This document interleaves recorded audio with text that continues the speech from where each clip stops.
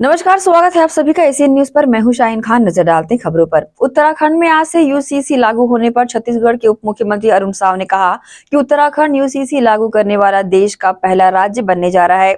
समान नागरिक सहित उत्तराखंड में लागू होने जा रही है, इसलिए उत्तराखंड के अनुभव के आधार पर कार्य योजना तैयार की जानी चाहिए।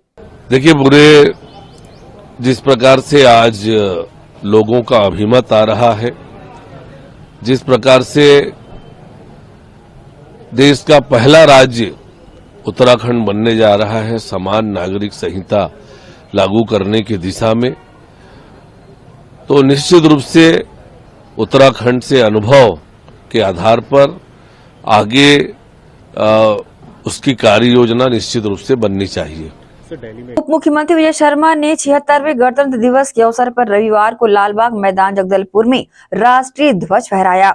ध्वजारोहण के बाद उप मुख्यमंत्री विजय शर्मा ने कहा, जैसे जम्मू कश्मीर में धारा 370 के प्रावधानों को हटाकर माननीय प्रधानमंत्री नरेंद्र मोदी की सरकार ने पूर्ण संविधान लागू करने का काम किया, वैसे ही कुछ लोग जो लोकतंत्र को संविधान को नहीं मानते हैं, उनको भी ठीक करके देश के कोने कोने में संविधान लागू हो, इसके लिए प्राण लगा के काम करेंगे। गणतंत्र दिवस का कार्यक्रम आज के दिन ही समूचे भारतवर्ष ने संविधान को अंगीकृत किया था और उसके बाद अभी उन क्षेत्रों में भी जहां पर संविधान न माना जाता हो, जैसे कि जम्मू कश्मीर में हमारा संविधान पूर्णतः लागू नहीं हुआ करता था, तो अनुच्छेद 370 को हटाकर माननीय नरेंद्र मोदी जी की सरकार ने जम्मू कश्मीर के पूरे क्षेत्रों में भी भारत के संविधान को लागू करने का काम किया। वैसे ही कुछ लोग ऐसे हैं जो लोकतंत्र को, संविधान को नहीं मानते हैं, उनको भी ठीक करके देश के कोने कोने में भी भारत का संविधान लागू हो, इसके लिए हम प्राणपण से काम करने वाले हैं। माननीय विष्णुदेव साय जी की सरकार की तरफ से सभी से कहता हूं, जो मुख्यधारा से अलग हैं वो बंदूक छोड़कर मुख्यधारा में आए। उनके लिए सारी व्यवस्थाएं, स्किल डेवलपमेंट की, 3 वर्षों तक रहने की, 3 वर्षों तक स्किल डेवलपमेंट के साथ साथ प्रति माह 10,000 रुपया उनको दिए जाने की, उनके लिए प्लॉट देना, उनके लिए प्रधानमंत्री आवास देना, सब कुछ देकर पूरा लाइफ सेटल किया जाएगा, पूरी जिंदगी की चिंता की जाएगी। परंतु उस रास्ते को छोड़ करके वो वापस आए। बस्तर के गांव-गांव तक स्कूल, अस्पताल, बिजली, पानी, सड़क, मोबाइल टावर आदि पहुंचाने के लिए सरकार प्रतिबद्ध है। माननीय अमित शाह जी का संकल्प बड़ा है, विष्णुदेव साय जी का मार्गदर्शन बड़ा है और इसलिए ये बिल्कुल स्पष्ट है, मुख्यधारा पर आए, अन्यथा बस्तर के कोने कोने तक तिरंगा फहरा हुआ होगा। छत्तीसगढ़ में विष्णुदेव जी की सरकार बनने के बाद ऐसे अनेक स्थान आए थे जहां पर पहली बार तिरंगा फहरा था। अगली बार जब हम 26 जनवरी का गणतंत्र का पर्व मना रहे होंगे, बस्तर के कोने कोने तक तिरंगा फहरा हुआ होगा। दुर्ग जिले की अग्रणी शैक्षणिक संस्था माइलस्टोन जूनियर में 26 जनवरी को भारतीय गणतंत्र के 76वें वर्ष पूर्ण होने पर माइलस्टोन की डायरेक्टर डॉक्टर ममता शुक्ला ने बच्चों और समस्त माइलस्टोन परिवार के साथ झंडा फहराया, फिर राष्ट्रगान गाया। बच्चों ने वंदे मातरम, जय हिंद और जय भारत के नारे लगाए। इसके बाद बच्चों ने देशभक्ति के ओतप्रोत रंगारंग कार्यक्रम प्रस्तुत किए। 76वें गणतंत्र दिवस के अवसर पर माइलस्टोन में विभिन्न आयोजन किए गए। यहाँ पर बच्चों ने रंगारंग सांस्कृतिक कार्यक्रम जहाँ प्रस्तुत किए, वहीं डायरेक्टर मैडम के सवालों का जवाब बखूबी दिया। मैडम ने भी सर्वधर्म की एकता मिसाल पेश करते हुए कई उदाहरण बच्चों को बताए।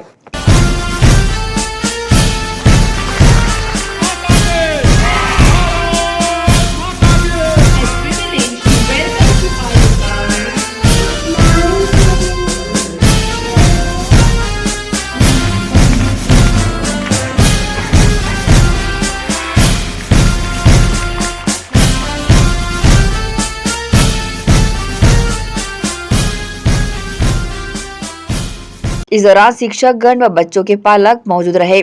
एशियन न्यूज के लिए शाहीन खान की रिपोर्ट। रुकेंगे छोटे से ब्रेक के लिए, जल्द हाजिर होते हैं। आप सब बने रहिए एशियन न्यूज के साथ। जीटी डायग्नोस्टिक, जहां सबसे एडवांस टेक्निक्स के साथ सारी जांचें एक ही छत के नीचे। जीटी डायग्नोस्टिक लाए हैं आपके शहर में पहली बार मध्य भारत का सबसे एडवांस 3 टेस्ला MRI, जो आपको देगा बेस्ट क्वालिटी इमेजेस और सारी स्कैनिंग 6 से 10 मिनट में हो जाती है, जहां आम MRI मशीन 45 से 1 घंटे लेती है। इसमें है वाइट बोर, जिसमें मरीज अंदर जाते हैं तो उन्हें डर नहीं लगता, और साथ ही फीट फर्स्ट की सुविधा, डॉक्टर को इलाज करने में सुविधा। आप अपने डॉक्टर की सलाह से सही जगह MRI कराएं। जीटी डायग्नोस्टिक सेंटर में multi slice CT scan, ultrasound, echo एवं समस्त बाकी जांचों की सुविधा एक ही छत के नीचे।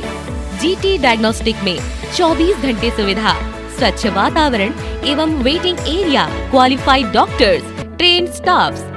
GT diagnostic near Nehru Nagar square, Priyadarshini परिसर, भिलाई।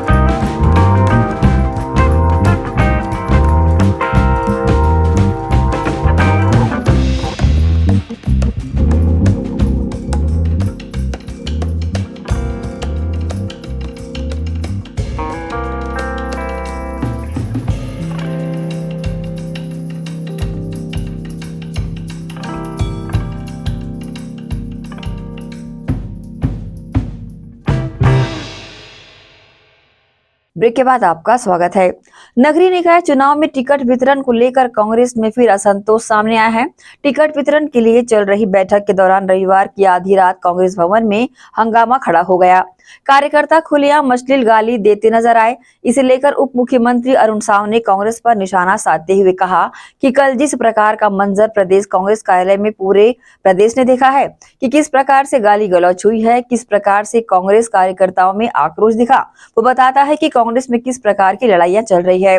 उप मुख्यमंत्री अरुण साव ने प्रयागराज में चल रही धर्म संसद के सवाल पर कहा कि धर्माचारी और धर्म को लेकर जो काम करने वाली संस्थाएं हैं, उनकी योजनाएं, उनके काम, उनके निर्णय पर किसी प्रकार की टिप्पणी करना मेरे लिए ठीक नहीं है। कल जिस प्रकार का मंजर प्रदेश कांग्रेस कार्यालय में पूरे प्रदेश ने देखा कि किस तरह से गाली गलौज हुई है, किस प्रकार से कार्यकर्ताओं में आक्रोश दिखा है, वो ये बताता है कि कांग्रेस में किस प्रकार से झगड़े हैं। रायपुर की जनता को जिस प्रकार से कांग्रेस पार्टी ने छलने का काम किया है, वहीं दूसरी ओर भारतीय जनता पार्टी ने लगातार रायपुर की जनता की आवाज बनकर लड़ती रही, रायपुर के हितों के लिए लड़ती रही। ऐसे मीनल चौबे जैसे एक जुझारू महिला को भारतीय जनता पार्टी ने प्रत्याशी बनाया है, जो वर्षों से राजनीति में है, जन सेवा कर रही है। तो रायपुर की जनता निश्चित रूप से कांग्रेस पार्टी को इसके लिए सबक सिखाएगी। और पूरे प्रदेश में जो प्रतिक्रिया कांग्रेस की टिकट को लेकर आई है, वो बताता है कि किस प्रकार से कांग्रेस में टिकट का वितरण हुआ है। कार्यकर्ताओं ने तो और भी बहुत प्रकार के आरोप लगाए हैं जो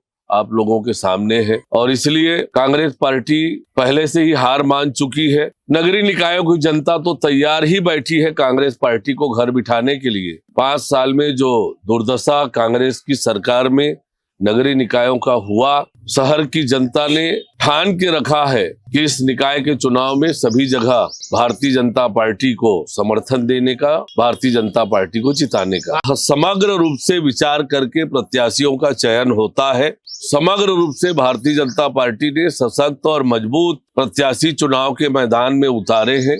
भारतीय जनता पार्टी में हर एक कार्यकर्ता का स्थान है, हर एक कार्यकर्ता का उपयोग है।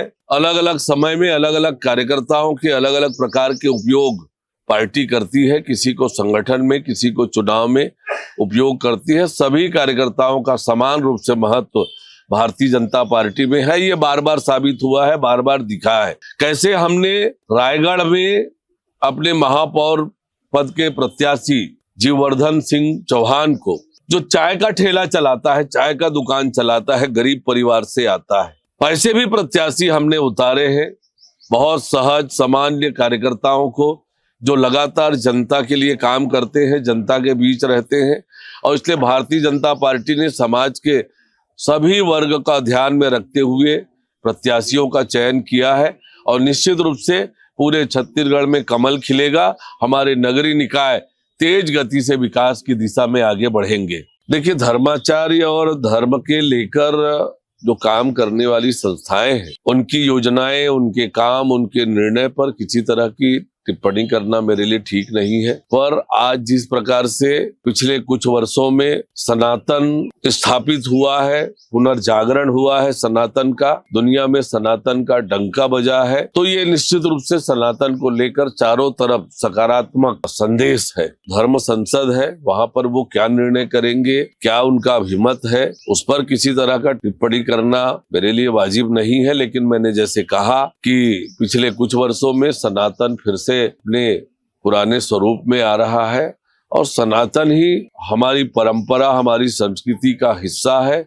और आज दुनिया में सनातन का जिस प्रकार से डंका बजा है, तो निश्चित रूप से फिर से सनातन का प्रभाव पूरे देश और दुनिया में बढ़ा है। बीजापुर जिले के सुदूर चिकापल्ली गांव में आजादी के बाद पहली बार बिजली पहुंची है। 26 जनवरी के अवसर पर इस गांव को विकास का एक अलग अहम तोहफा मिला है, जिससे ग्रामीणों में उल्लास का माहौल देखा जा रहा है और उनके चेहरों पर एक नई उम्मीद की झलक भी दिखाई दे रही है। ये कदम गांव के लिए न केवल एक ऐतिहासिक उपलब्धि है, बल्कि समग्र क्षेत्र के विकास की दिशा में भी मील का पत्थर साबित हो सकता है। बिजली विभाग के कर्मचारी फल्दू ने बताया कि बिना बिजली के आना जाना मुश्किल था। सरकारी अधिकारियों ने गांव वालों से बात की और फिर यहां बिजली की व्यवस्था की गई। गांव वालों का कहना है कि अब जब सरकार ने बिजली मुहैया करा दी है, तो वे सांप और बिच्छू से अपनी रक्षा कर सकते हैं। बीजापुर कलेक्टर संबित मिश्रा ने बताया कि चिल्कापल्ली गांव में 23 जनवरी को बिजली आ गई है। ये नियाद नीलानार योजना के तहत छठा गाँव है जहाँ हमने बिजली की सुविधा प्रदान की है।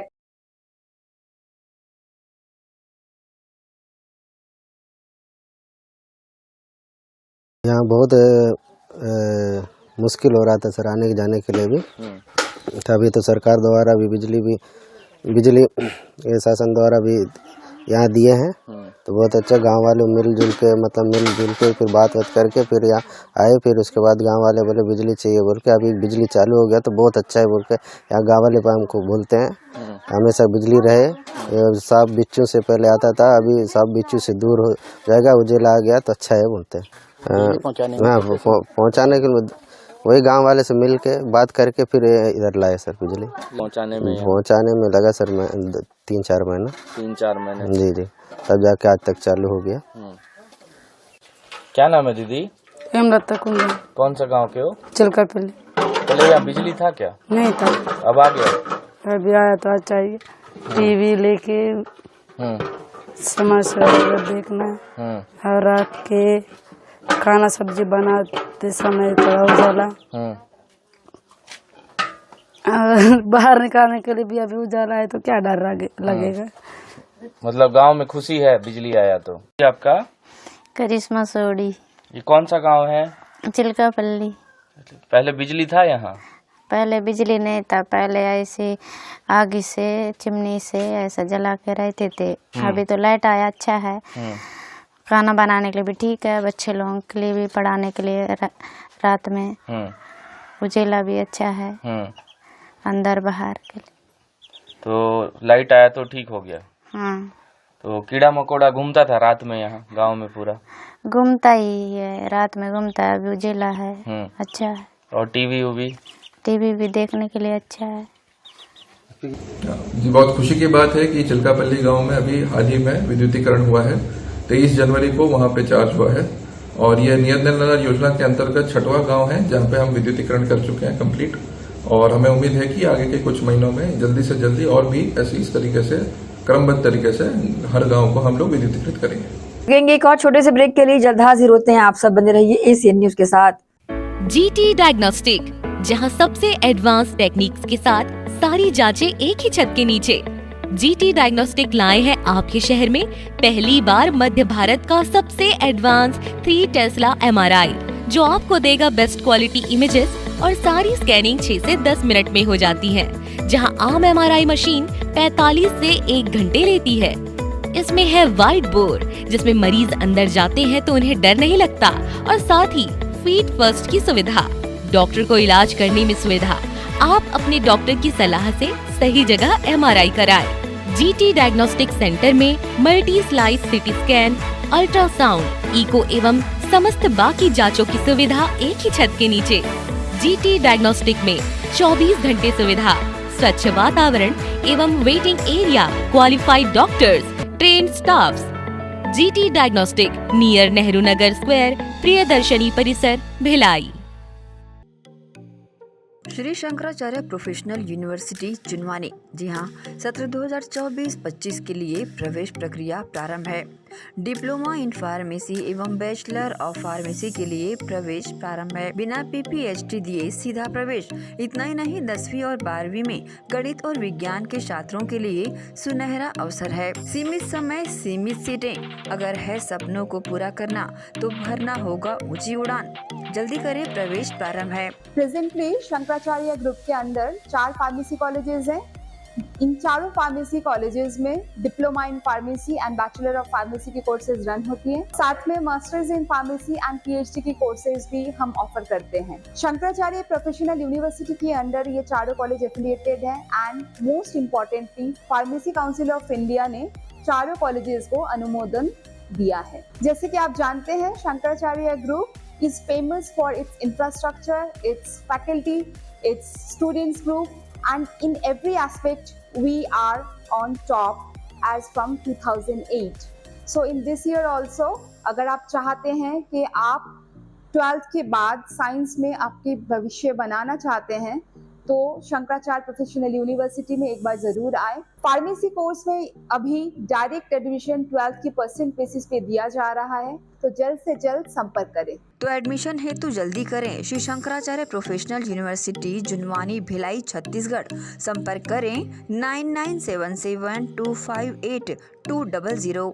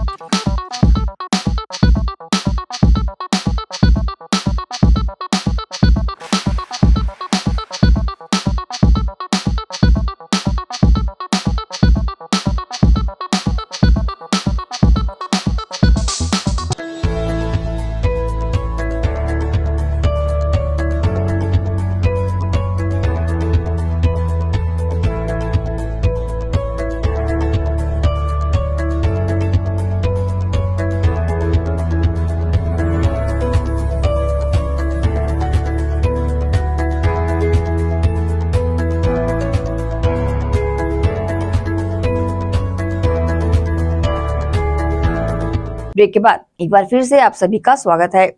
नगरीय निकाय चुनाव को लेकर अब राजनीति गलियारे में हलचल तेज होने लगी है।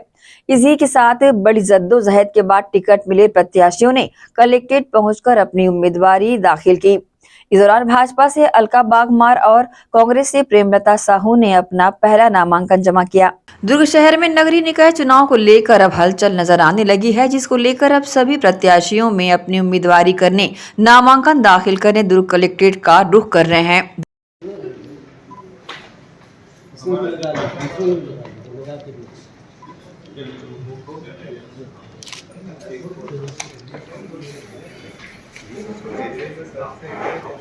इसी कड़ी में दुर्ग महापौर पद की रीत प्रत्याशी हेमलता साहू पर कांग्रेस ने अपना भरोसा जताते हुए उम्मीदवार बनाए हैं।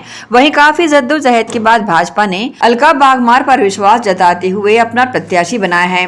दोनों ही प्रत्याशियों ने दल के साथ अपना अपना नामांकन दाखिल किया।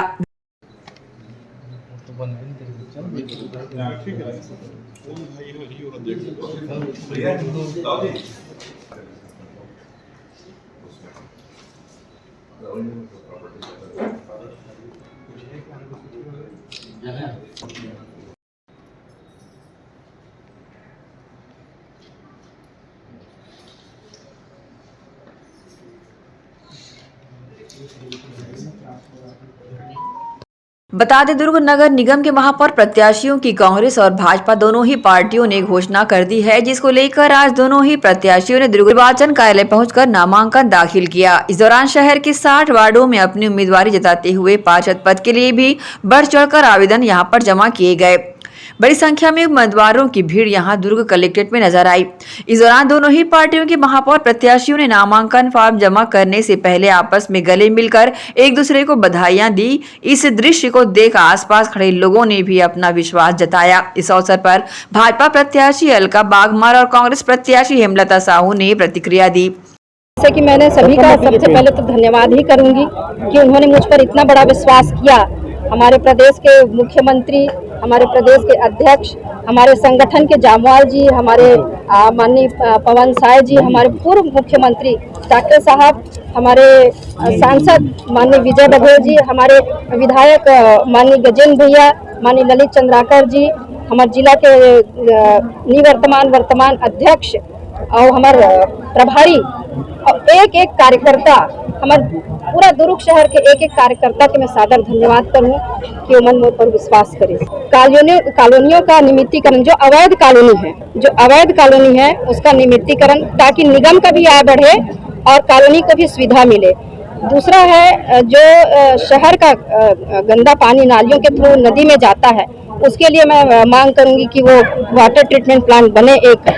और दूसरा है स्कूलों का संधारण, जो सरकारी स्कूल है उसका संधारण, बच्चों के लिए खेलकूद का, जो राजनीतिक अलग है और हमारा आम जीवन एक अलग है।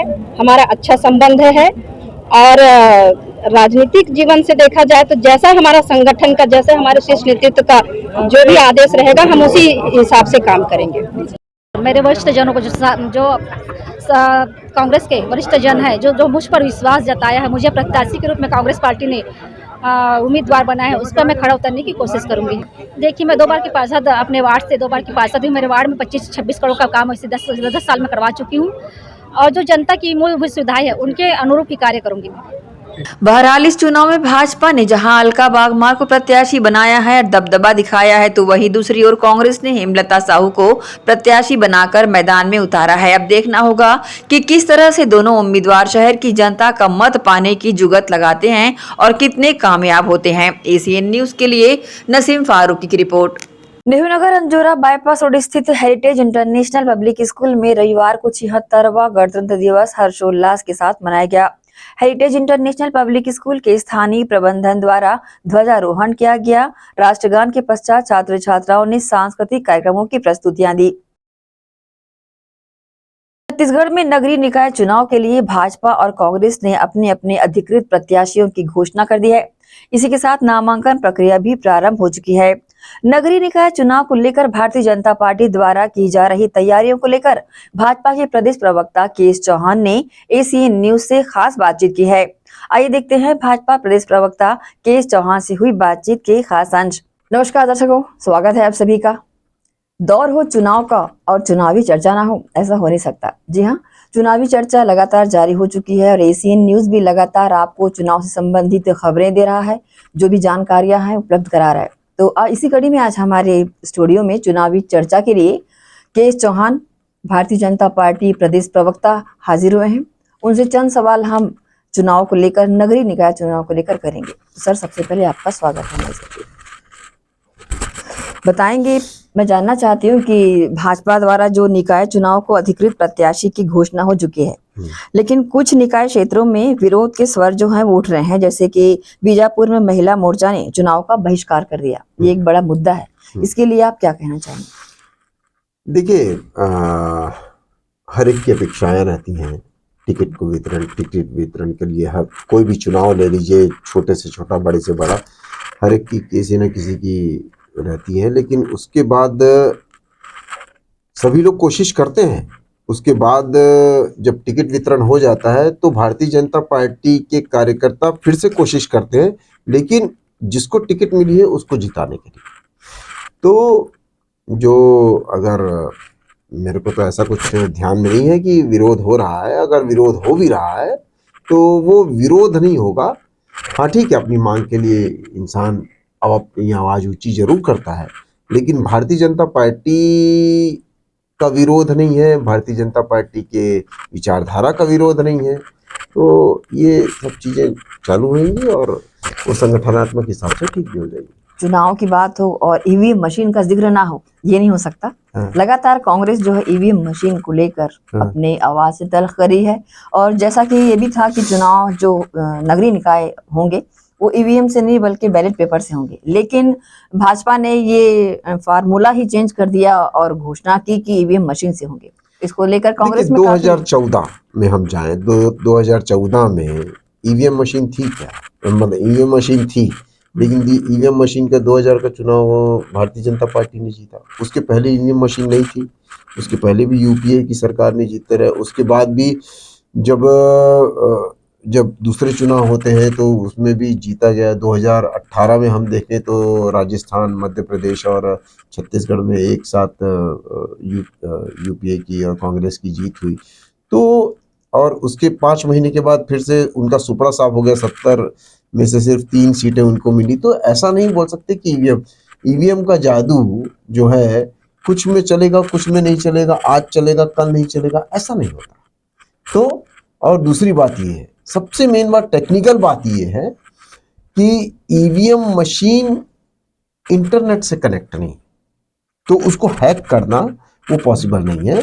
इंटरनेट से वो एक मैनुअल मशीन है, वो जो मशीन है वो उसी में सभी सिस्टम है और उसी के हिसाब से मतलब जो रीडिंग रहती है वो रीडिंग उसी के हिसाब नहीं। समय समय पर कांग्रेस द्वारा आरोप का दौर चलता है ईवीएम सेटिंग को लेकर। देखिए, मैं छोटा था ना शाहीन जी, तो मैं अपने टेस्ट में फेल हो गया और मैंने घर में आके बोला कि मैंने तो तैयारी अच्छी की थी लेकिन पेपर बहुत कठिन था। मेरे को एक थप्पड़ रसीद हुआ, बोले आप खुद पढ़ के जाइए अच्छे से और पेपर को मत बोलिए कि ये कठिन आया था कि सही आया था कि ये नहीं था कि वो नहीं था। तो आपकी खुद की तैयारी क्या है? हम जब तक खुद का आकलन नहीं करेंगे और अपनी हार का ठीकरा हम दूसरी जगह में अपन फोड़ते जाएंगे तो ये अच्छी बात नहीं है। आपको कर्नाटक में ईवीएम सही लगती है, दूसरी जगह गलत लगती है। आपको पहले महाराष्ट्र में ठीक लगती है, उसके 6 महीने के बाद गलत लगती है। पहले मध्य प्रदेश में ठीक लगती है, उसके बाद गलत लगती है। आपकी पंजाब में ठीक है और दूसरी जगह गलत है। आपकी कश्मीर में सही है और दूसरी जगह गलत है। तो ये अपने आप में एक जहां हार है वहां पर आप बोल देते हैं कि ईवीएम मशीन का रोना रोते हैं। तो अभी जैसे नगर पालिका और नगर निगम के जो चुनाव है वो ईवीएम मशीन से है, बाकी जो पंचायत चुनाव है वो तो बैलेट पेपर से है। तो ये कोई फर्क नहीं पड़ता ये आपके कामों के आधार पे फर्क पड़ता है कि आपके काम कैसे थे, पिछले काम कैसे थे। पिछले 40 साल से केंद्र में कांग्रेस की सरकार पूर्ण बहुमत से नहीं आ पाई है। क्या ये ईवीएम के कारण है? ऐसे कई राज्य हैं जहां पर कांग्रेस के मुख्यमंत्री रहा करते थे और उसके बाद आज 2% भी वोट ऑफ परसेंटेज नहीं है। तो क्या ये ईवीएम के कारण है? क्या आपके जो कार्यकर्ता हैं वो बार बार छोड़ के जा रहे हैं, हजारों लाखों की तादाद में आपके मंत्री छोड़ के जा रहे हैं, तो क्या सिर्फ भारतीय जनता पार्टी में नहीं आ रहे हैं, अन्य जगहों में भी जा रहे हैं, तो क्या ये ईवीएम के कारण है? तो ये ईवीएम का वो छोड़े और अपने कामों में और अपनी विचारधारा में ज्यादा ध्यान दें। बहुत अच्छा एक्सप्रेशन था, बहुत अच्छा निष्कर्ष दिया चौहान सर ने ईवीएम मशीन को लेकर कि कांग्रेस जो है अपनी तैयारियां पूरी करे, अपने कामों में ध्यान दे, ईवीएम मशीन को टारगेट ना करे। सर मेरा अगला सवाल ये है कि भारतीय जनता पार्टी की सरकार, जो निकाय सरकार दुर्ग में काफी लंबे समय रही, लेकिन पिछले बार जो है अपना पताका नहीं लहरा पाई। इस बार क्या लगता है आपको? देखिए, एक तो जो डायरेक्ट प्रणाली थी मेयर की, उसको बदल दिया गया और कुछ लोगों को मेयर बनाने के लिए कि वो मेयर का चुनाव डायरेक्ट अगर होता तो वो जीत नहीं पाते। आज आप एक जनता से पूछेंगे, मैं आपके प्रसिद्ध चैनल की जनता से पूछना चाहता हूं कि क्या आप खुद ये नहीं चाहते थे कि हम डायरेक्ट मेयर का चुनाव हम खुद चुने मेयर को? बिल्कुल चाहते थे, लेकिन उसको डायरेक्ट प्रणाली को इनडायरेक्ट फिर से कर दिया गया भूपेश सरकार ने, सिर्फ इस वजह से कि हम कुछ मैनिपुलेट कर सकें, हम कुछ अगर मेयर हम या और शहर में हमारी सत्ता काबिज हो सके। तो इस चीज को मैनिपुलेट करते करते उन्होंने बहुत सारी चीजें मैनिपुलेट करके जनता का हक मारा। लेकिन जनता ने 2018 का जो एक चांस दिया था एक अन्य पार्टी को, क्योंकि 3 बार की सरकार हमारी थी, उसके बाद उन्होंने देख लिया। उसके बाद फिर से 2024 में छत्तीसगढ़ की जनता ने हमारे को फिर से प्रतिसाद दिया। 2023 में एंड में हमारे को फिर से प्रतिसाद मिला और उसी का परिणाम है कि लगातार हम पिछले 12 महीनों में 3 चुनाव जीत के आए हैं छत्तीसगढ़ में। जब से छत्तीसगढ़ बना है तब से लेकर आज तक विधानसभा में इतनी सीटें हमारी नहीं आई थी, कांग्रेस की इतनी कम नहीं आई थी। तो लेकिन छत्तीसगढ़ की जनता ने ये सब चीजें देखी और उसके हिसाब से अपना दे दिया। और पिछले 12 महीने में हम 3 लगातार हैट्रिक मार चुके हैं छत्तीसगढ़ में जीत की, और यह भी चौका मारने वाले। दुर्ग नगर निगम की आप बात बोले या पूरे छत्तीसगढ़ की बोले, तो ये तो होने ही वाला है। और दुर्ग नगर निगम में आज की डेट में उन्होंने देख लिया है कि इंटकवेल की क्या प्रॉब्लम है, फिल्टर प्लांट की क्या प्रॉब्लम है, चौपाटी को आपने चौपट कर दिया, गौरव पथ को आपने गरकपथ बना दिया, आपने जीरो वेस्ट के नाम से बहुत सारी चीजें ऐसी कर दी जो वेस्ट ही वेस्ट हो गया। वो पूरा जो इलाका है वो बदबू मार रहा है और कहीं कोई ध्यान नहीं, सिर्फ और सिर्फ अपना जेब भरने से और अपने लोगों को खुश करने से, अपने अधिकारों का हनन करवाने से। तो यही सब चीजें चलती रही और जनता इसका माकूल जवाब आपको अभी 11 तारीख को दे देगी।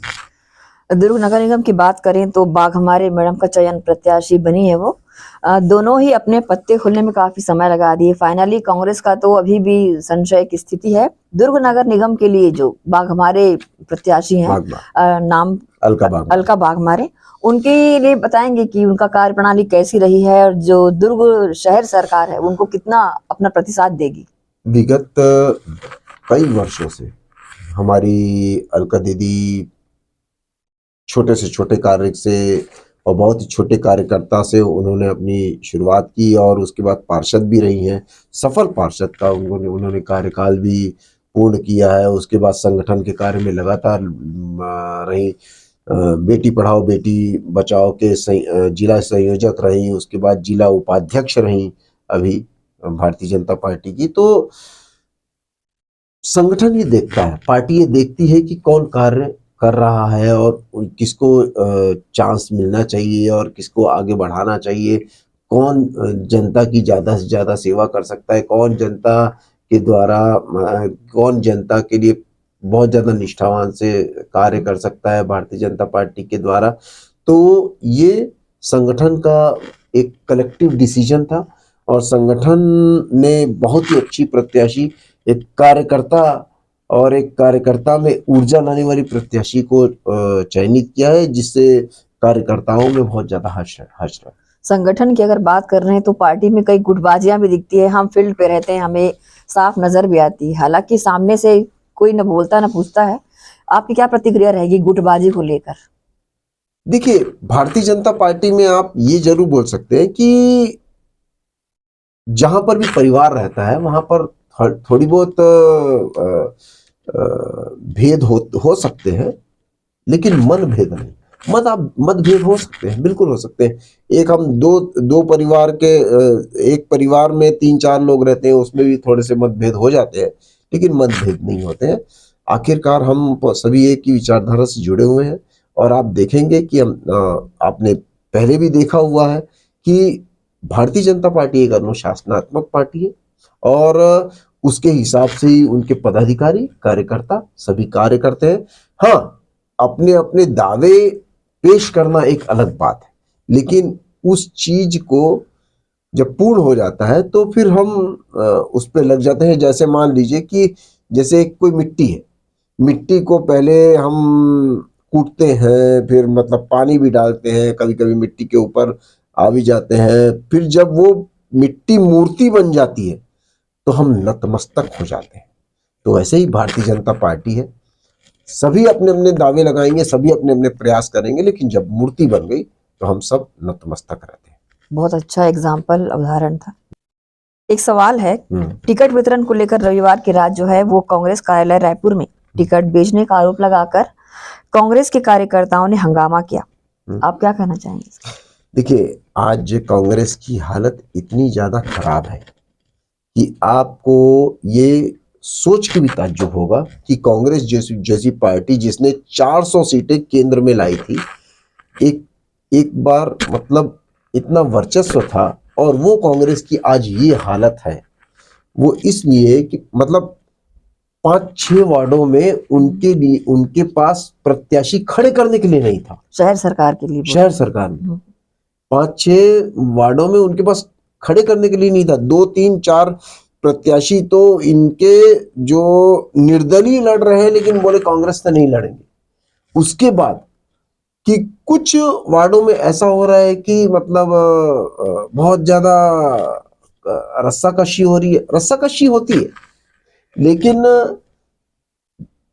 इतनी इनबैलेंस्ड कांग्रेस पहले कभी नहीं देखी। इनका शीर्ष नेतृत्व भी देख लीजिए, यथा राजा तथा प्रजा। इनका शीर्ष नेतृत्व देख लीजिए। आज जो राज्य में हमारी जो कांग्रेस पार्टी की स्थिति है कि जिसके पास पैसा है उसके पास पावर नहीं, और जिसके पास पावर है उसके पास पैसा नहीं है। 7 लोगों की टीम गठित की गई है अभी चुनाव के लिए, और 7 लोग में एक खेमे को पूरा नदारद किया हुआ है। उनका कोषाध्यक्ष जो है वो फरार है, और कई लोगों के उसमें वारंट निकला हुआ है, कई पदाधिकारियों के नाम से। तो ऐसी स्थिति में कांग्रेस अपनी एक टीम नहीं बना सकती है। तो चुनाव जीतना तो बहुत दूर की बात है, चुनाव लड़ने के लिए एक टीम की जरूरत होती है, जो कि वो टीम बना के लड़ भी नहीं पा रही है। तो कांग्रेस की बहुत विकट स्थिति है। ऐसे कई आरोप और भी लगते रहेंगे, और जो आपने नहीं भी सुना, हमने नहीं भी सुना, वो भी आने वाले समय में हमारे को सुनाई देगा। बहुत ही विकट स्थिति है, बहुत ही डाउन एक पार्टी गई है। तो मेरे ख्याल से उनको अपने अंदरूनी अनुशासन की जरूरत है और एक लीडरशिप की क्वालिटी की जरूरत है। वो लीडरशिप क्वालिटी उनको डेवलप करनी चाहिए, और देश हित में, पार्टी हित में पहले सोचना चाहिए। कांग्रेस की स्थिति के बारे में आपने बोला तो मुझे एक जुमला या एक बात याद आई कि मैं फील्ड पे थी, किसी ने दौर चल रहा है ना पलायन का, कांग्रेस से सब पलायन करके भाजपा विचारधारा से जुड़ के भाजपा प्रवेश कर रहे हैं। तो मेरे मुंह से यूं ही निकला, किसी ने बोला जब जहाज डूबता है तो चूहे पहले जाते हैं। तो जो कांग्रेस छोड़ भाजपा में प्रवेश कर रहे हैं, क्या वो चूहा कहलाएंगे? देखिए, यहाँ पर जो छोड़ के जा रहे हैं, जो आ रहे हैं, वो मायने नहीं रखता। यहाँ पर जहाज मायने रखता है कि आप जहाज कौन सा चला रहे हैं, है कि नहीं। अगर वो जहाज सुदृढ़ है और अगर कोई शरणार्थी यहाँ पर आना चाहता है जो डूबना नहीं चाहता है, तो भारतीय जनता पार्टी उसको मना तो नहीं करेगी, है कि नहीं। यहाँ पर अगर जहाज आपका बड़ा है, जहाज आपका जा रहा है और तैर रहा है, डूबने नहीं देगा और किसी की जान को खतरा नहीं है, तो कोई अगर आ रहा है तो भारतीय जनता पार्टी या कोई भी इंसान जो है वो उसका वेलकम ही करेगा और लेके आएगा। सवाल तो बहुत सारे हैं चौहान सर, जिसके जवाब जानना है मुझे आपसे, लेकिन हम बारी बारी हर आते रहेंगे, आपसे सलाह लेते रहेंगे। एक अंतिम सवाल मैं राज्य सरकार से लूंगी कि विष्णुदेव साय सरकार को 1 वर्ष पूरे हो चुके हैं, लेकिन मंत्रिमंडल का जो विस्तार है अभी तक डिले है, अभी तक हुआ नहीं है, क्या कारण बता सकते हैं? देखिए, ये प्रक्रियाएं हैं और हमने पिछली भूपेश सरकार में भी देखा है कि 4.5 साल होने के बाद भी मंत्रिमंडल में विस्तार भी हुआ, मंत्रिमंडल की बदली भी हुई। तो ये एक प्रक्रिया है। हाँ, ये मैं जरूर बोलना चाहूंगा कि भारतीय जनता पार्टी की प्रक्रिया से कभी भी छत्तीसगढ़ को लॉस नहीं होगा, जनता को लॉस नहीं होगा, जनता का कार्य अधूरा नहीं होगा, जनता का कार्य रुकेगा नहीं, निरंतर चलता रहेगा। और अगर वो उसमें अवरुद्ध आता है तो भारतीय जनता पार्टी उसको पूर्ण करने में, उसको सॉल्व करने में बहुत ज्यादा सक्षम है और अपने हिसाब से वो मंत्रिमंडल, वो भले वो मंत्रिमंडल का विस्तार हो या विघटन हो, जो भी हो, तो वो करते रहेगी। जी, बहुत अच्छा आपका जवाब था, काफी अच्छा आपने नगरीय निकाय चुनाव को लेकर अपना विश्लेषण दिया। लगातार मैं आपको आमंत्रित करती रहूंगी और दर्शकों को आप बताते भी रहेंगे हर जानकारियां। आज के लिए इतना ही, आपका बहुत बहुत धन्यवाद। इसी के साथ ही आपसे लेंगे इजाजत, आप सब बने रहिए एसीएन न्यूज के साथ। नमस्कार।